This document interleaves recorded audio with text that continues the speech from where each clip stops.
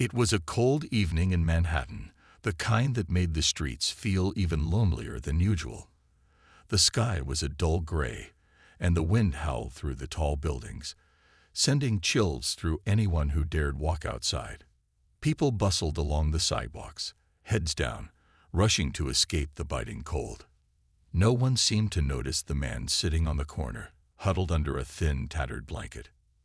Michael sat on the cold pavement, his hands trembling as he held an empty paper cup. Once, he had a life that felt secure, a steady job, a warm home, and a family that depended on him.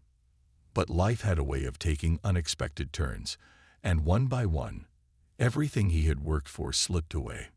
Now, the pavement was his home, and his hope grew smaller with each passing day. People walked by without so much as a glance. Some held their bags tighter as they passed him, their expressions unreadable. Others pretended he wasn't there, their eyes fixed straight ahead as if ignoring him would make him disappear. Michael tried not to let it bother him, but deep down, it hurt. He wasn't invisible. He was a man with a name, a story, and dreams just like them. "Spare change?"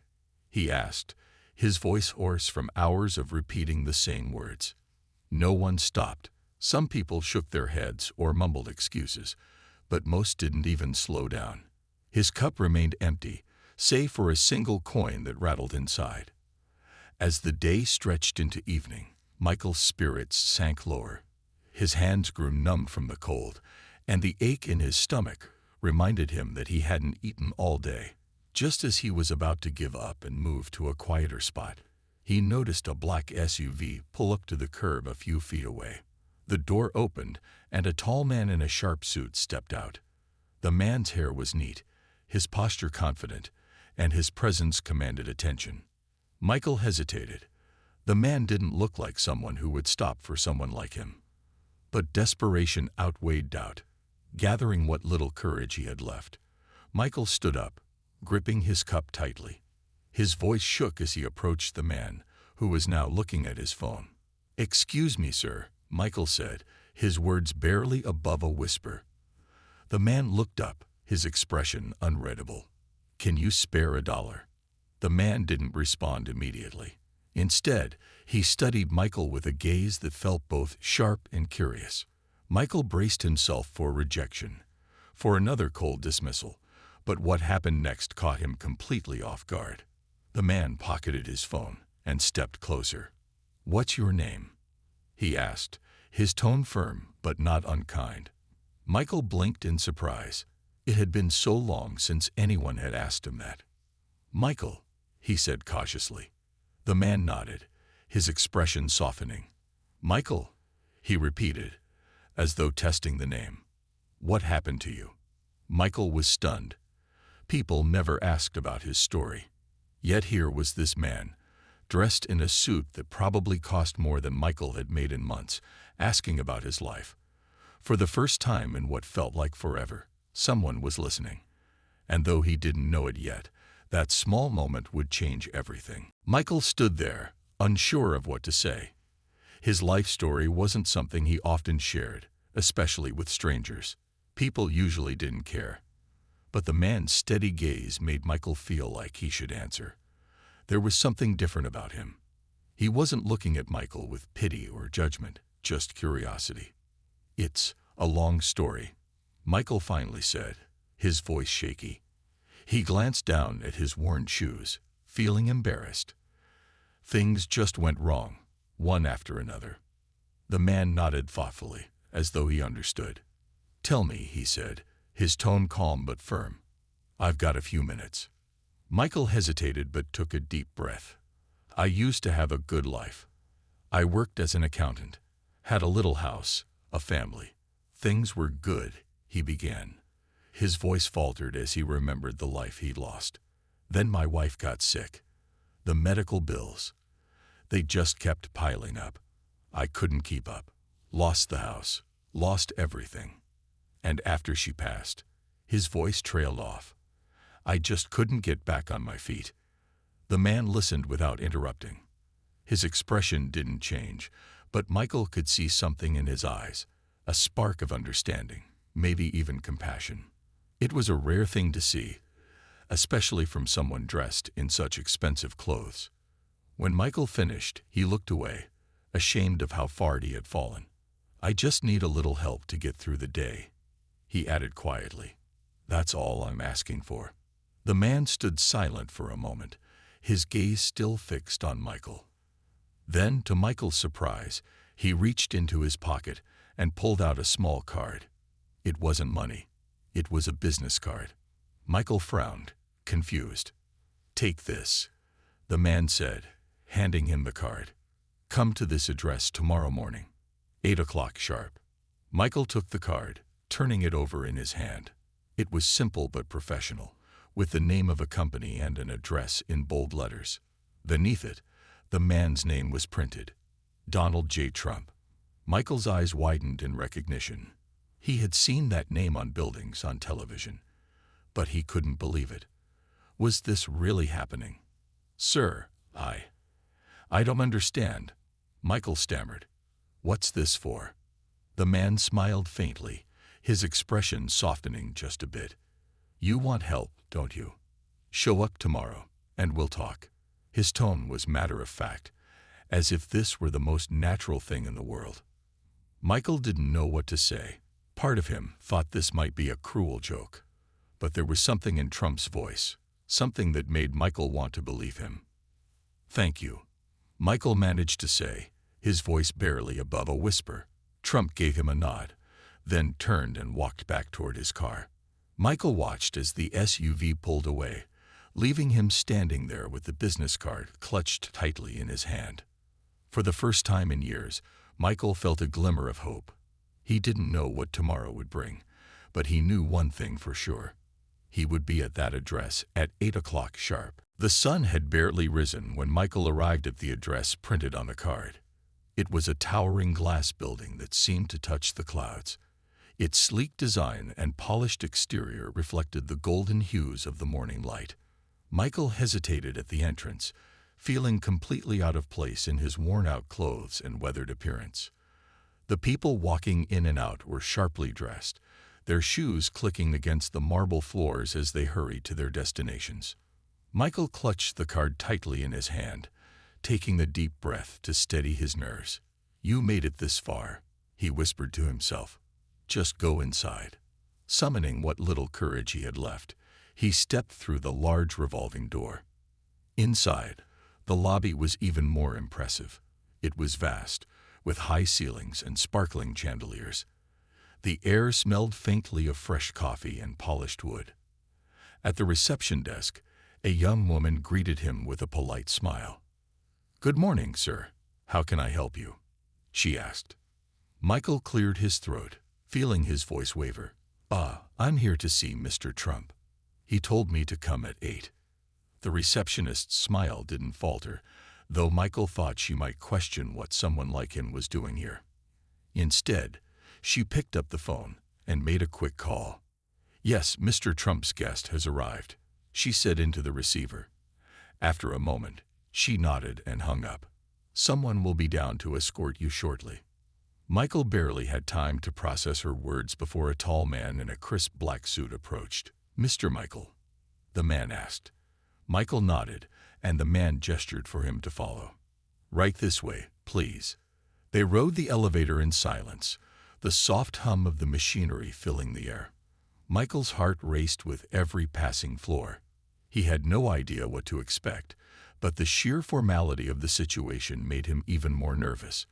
When the elevator doors opened, the man led him down a long hallway lined with modern artwork and luxurious furnishings. Finally, they reached a large office with floor-to-ceiling windows that offered a stunning view of the city. Standing near a desk was Donald Trump himself. He turned as Michael entered, giving him a small nod. "Michael, good to see you," Trump said, his tone friendly yet authoritative. "Come, have a seat." Michael hesitated before sitting down in a plush leather chair. The office felt like a different world, clean, organized, and powerful. Trump sat across from him, folding his hands on the desk. "You shared your story with me yesterday," Trump began, "and I told you I wanted to help. but I believe in helping people who are willing to help themselves. So, I have an offer for you." Michael's breath caught. He wasn't sure what kind of offer Trump was about to make, but he nodded, signaling for him to continue. "I'm giving you access to resources that can get you back on your feet," Trump said. "Job training, housing assistance, and guidance. All I ask is that you show up, work hard, and take this opportunity seriously." Michael's eyes widened, and for a moment, he couldn't speak. No one had ever offered him a chance like this before. He finally managed to say, "Thank you, sir. I'll do my best. I promise." Trump smiled faintly. "Good. Let's get started." Michael left the office that morning with a mixture of disbelief and hope. Clutching the folder Trump's assistant had handed him, he stepped onto the bustling street, feeling a strange new energy coursing through him. The folder contained everything Trump had promised: information about job training programs, a temporary housing arrangement, and even contact numbers for people who could help him navigate his next steps. For the first time in years, Michael felt like he wasn't alone in his struggles. He had been given a chance, and he was determined not to waste it. The very next day, Michael found himself at a job training center recommended in the folder. It was a bright, modern facility, filled with people from all walks of life.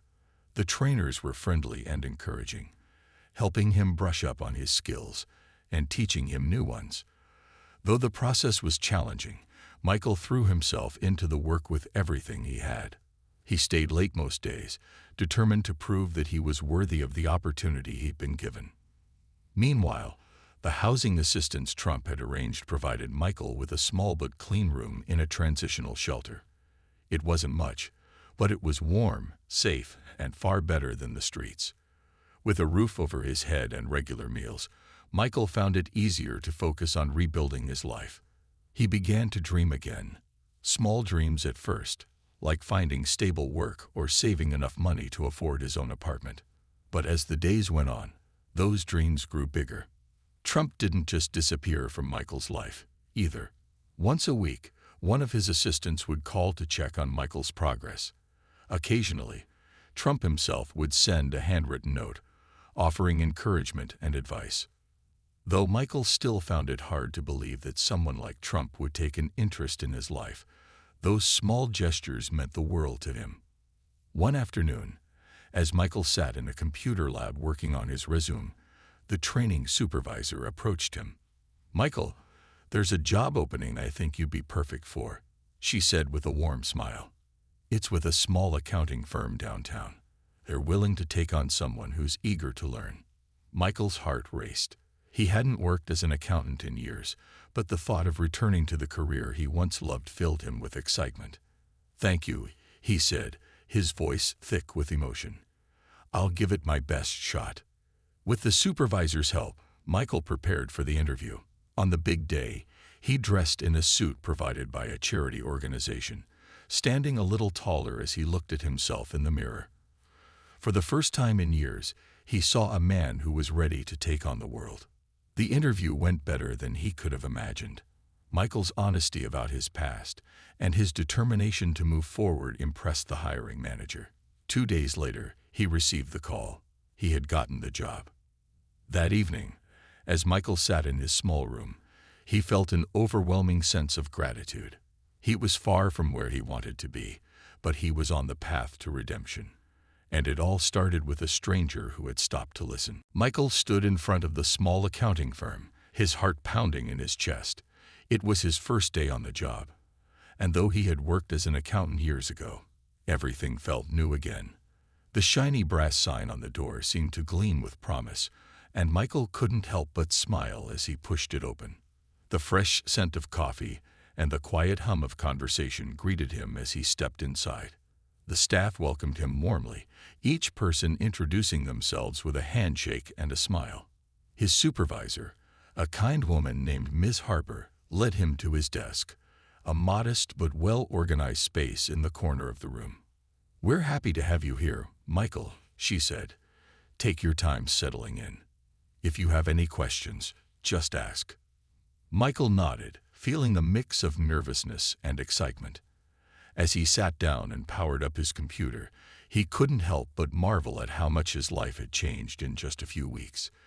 From sleeping on the streets to sitting in an office with a real paycheck on the way, it almost felt like a dream. The work was challenging at first.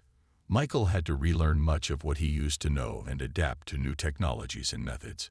But he didn't let the difficulties discourage him.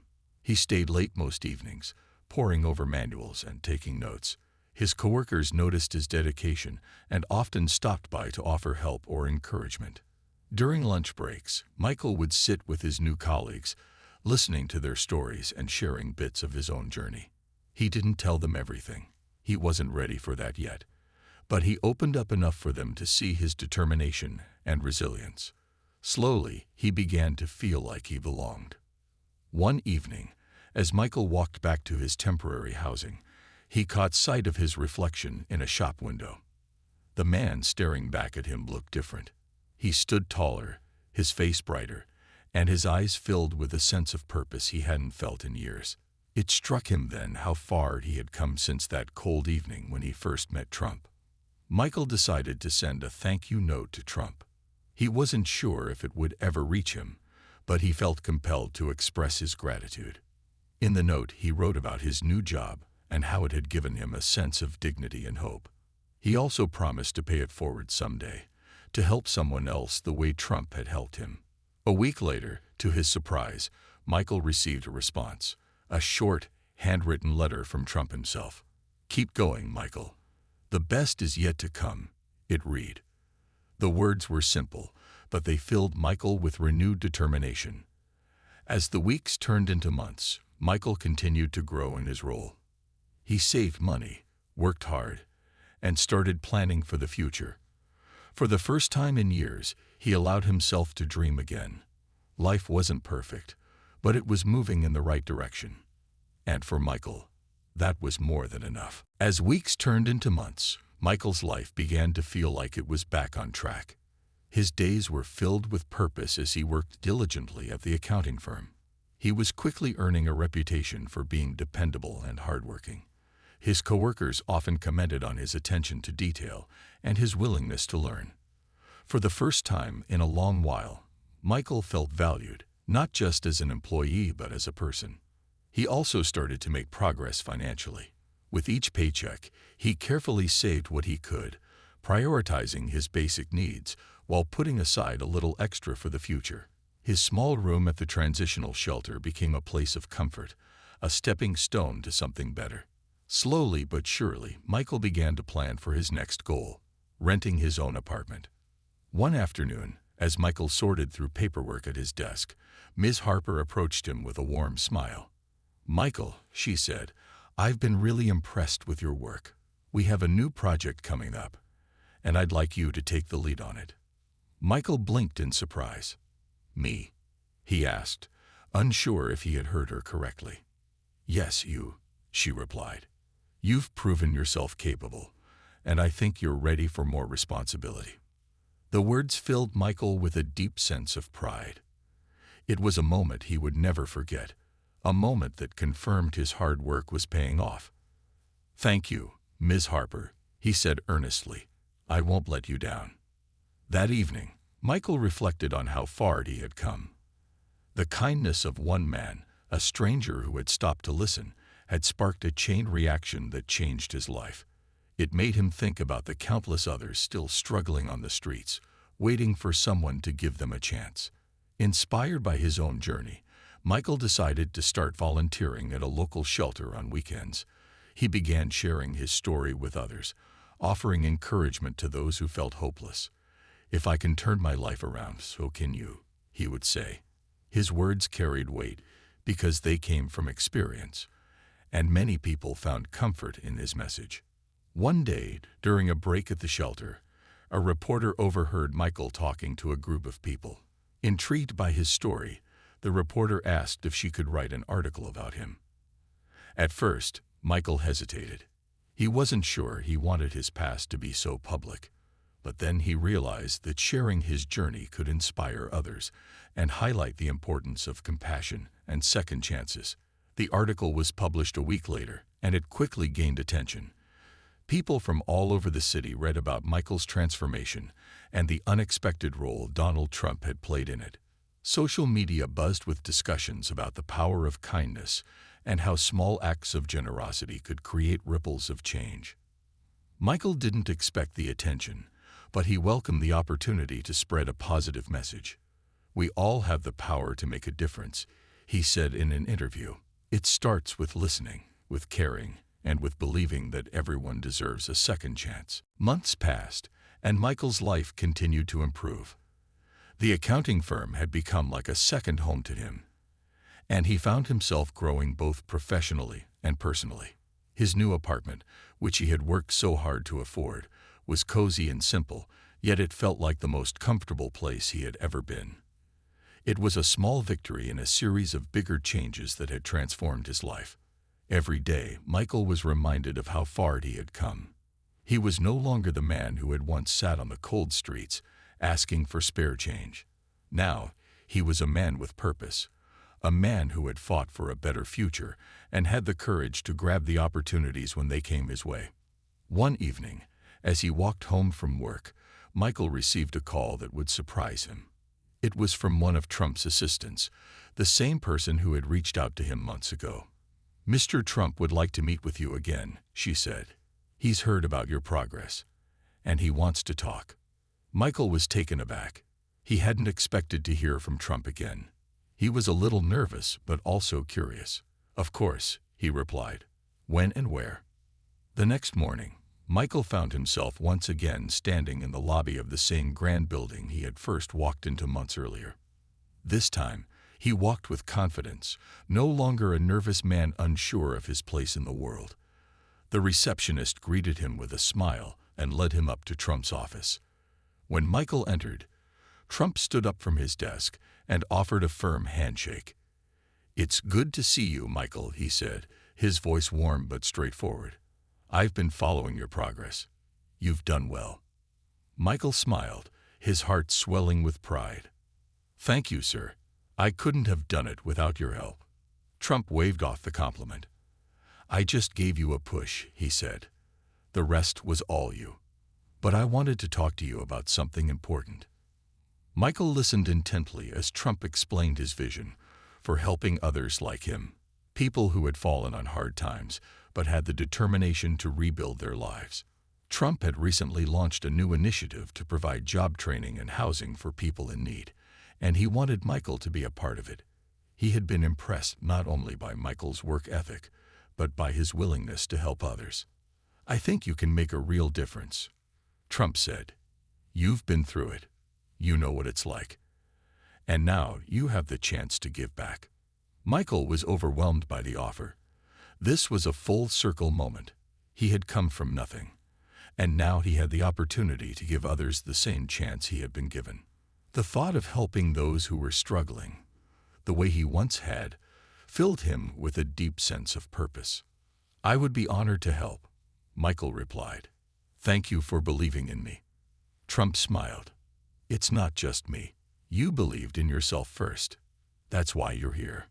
As Michael left the office that day, he felt more determined than ever.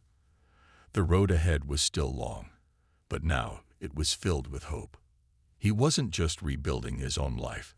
He was part of something bigger, something that could change the lives of many others. The offer from Trump was more than just an opportunity for Michael. It was a turning point in his life. His role in the new initiative became his main focus, and he poured everything he had into it. The program was designed to help people who had fallen on hard times, like Michael once had, and give them the tools they needed to rebuild their lives.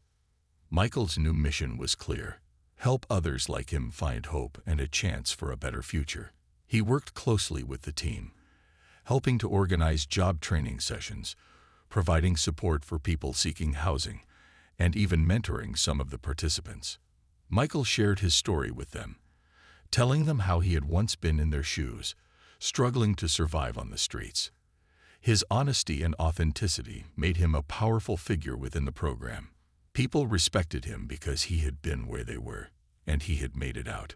As time went on, Michael began to see the impact he was having. One by one, the people he worked with started to change. Some found jobs, others secured their own apartments, and many found a renewed sense of purpose. The transformation wasn't easy. It took time, hard work, and dedication, but Michael had witnessed it firsthand. He knew it was possible, and he was determined to help others see that too. One afternoon, as Michael was preparing for a community meeting, he received an unexpected call. It was from the reporter who had written the article about him months ago. "Michael," she said, "we've been following the progress of your initiative, and we'd love to do another story on how it's been going. Your journey has inspired so many people, and we think this new chapter could help even more." Michael was humbled by the request. He wasn't used to being in the spotlight, but he understood the power of sharing the story. "I'm honored," he said. "I think it's important for people to see that change is possible, no matter where they start." A few days later, the article was published.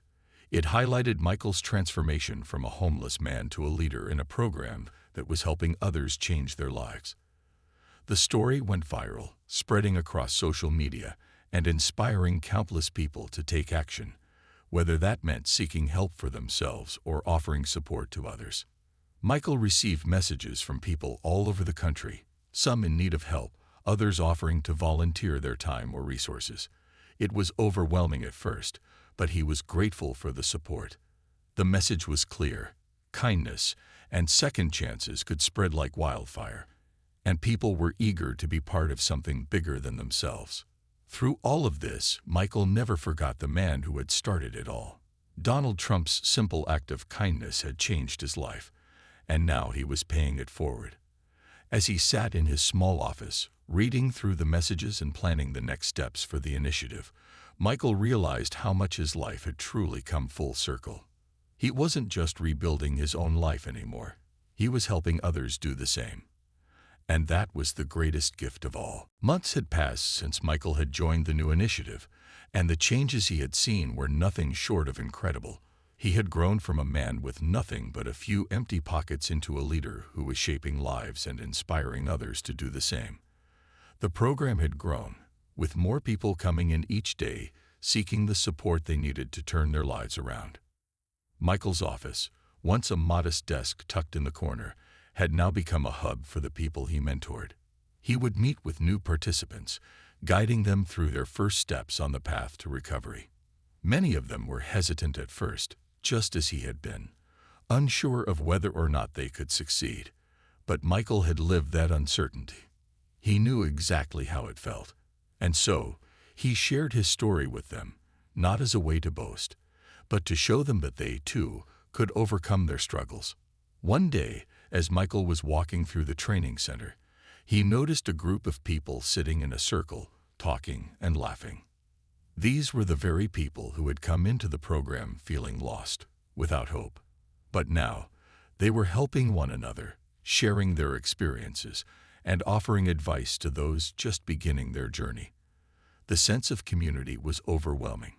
It was the kind of support Michael had always wished for when he was struggling on the streets, and now he was able to create it for others. Michael had come to realize that the program wasn't just about finding jobs or housing. It was about rebuilding confidence, dignity, and a sense of belonging. The people in the program had learned to believe in themselves again. They had learned that their past did not define them, and that their future was full of possibility. One afternoon, Michael sat down to write a letter to Trump. It had been a long time since they had last spoken, but Michael felt the need to express his gratitude once more. In the letter, he thanked Trump for giving him a chance when no one else would, for believing in his potential, and for inspiring him to help others. "Your kindness started a ripple effect," Michael wrote. "It's a ripple that's reaching people far beyond what either of us could have imagined." The following week, Trump's assistant called again. "Mr. Trump received your letter," she said. "He wants to meet with you once more. He's proud of everything you've done." Michael's heart swelled with pride and gratitude. He hadn't expected anything in return for his work, but it was reassuring to know that Trump still believed in him. When they met, Trump congratulated him on his success. "You've done something incredible, Michael," he said, "and you've given back in ways that matter." Michael smiled, feeling a deep sense of fulfillment. "I couldn't have done it without you," he said. "You gave me a chance when no one else would. I'm just paying it forward." That moment, standing in front of the man who had changed his life, was a testament to how far Michael had come. He was no longer the man on the streets asking for $1. He was the man offering hope, encouragement, and second chances to others. As Michael left the meeting, he knew his work wasn't done. There were still so many people to help, so many lives to change. But he felt ready. He had found his purpose, and that, more than anything, was the legacy he wanted to leave behind. A legacy of change, hope, and the power of second chances.